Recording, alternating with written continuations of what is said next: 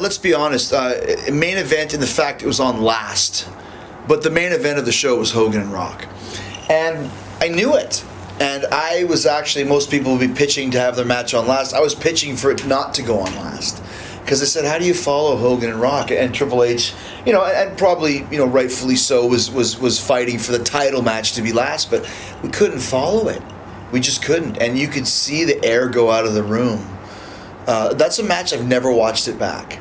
Because I remember being kind of disappointed in it, main event of WrestleMania. And I remember talking with CM Punk years later, and one of his big reasons why he left wrestling was he was really mad that he wasn't the main event of WrestleMania. He wasn't on last. I said, dude, you worked with The Undertaker at WrestleMania. That's the main event. Like any Taker matches, he goes, well, you can't say that because you were on last. And I'm like, okay, I was on last, but I wasn't the main event. Just because you're on last does not make you the main event per se. But still, we were on last, and I can say I still have the card at home that they gave out with the programs. It was an old school card that had all the matches. Then the WrestleMania main event, Jericho versus Triple H.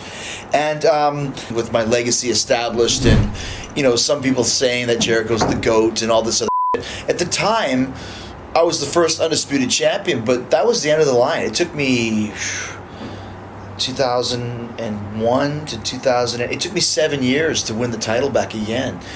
And that run with the Undisputed Championship, to win it was great, but the whole run with it was terrible for me, like, in my opinion. The angles were the I was the champion, but I'd be on the fourth on the show. My original idea for that angle was Triple H was hurt, and when he came back, I was going to say, like, dude, like, your wife's having an affair on you. And the affair was she's having an affair with Rob Van Dam. And it would go through the thing, he doesn't believe it, I have video proof, and then go into the ring and say, listen, man, we don't see eye to eye, but I can't stand for this anymore. Your wife's having an affair with Van Dam. And then show a video of, like, guy with a ponytail making out with Stephanie in bed, whatever, and then turn around and it's me with the Rob Van Dam hair, and then I'm standing behind with the sledgehammer and I kill him, right?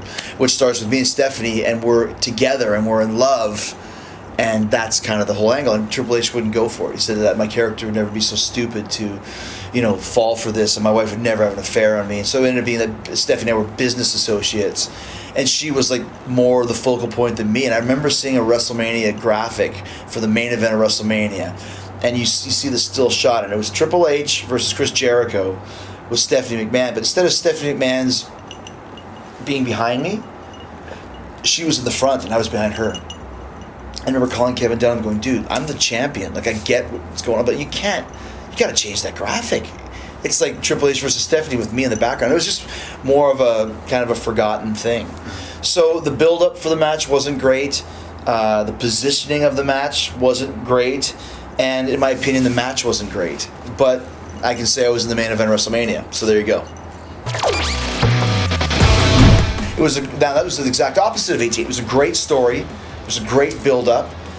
It was not the main event on last, but it stole the show at WrestleMania. It was a main event, and it was one of the best matches in WrestleMania history.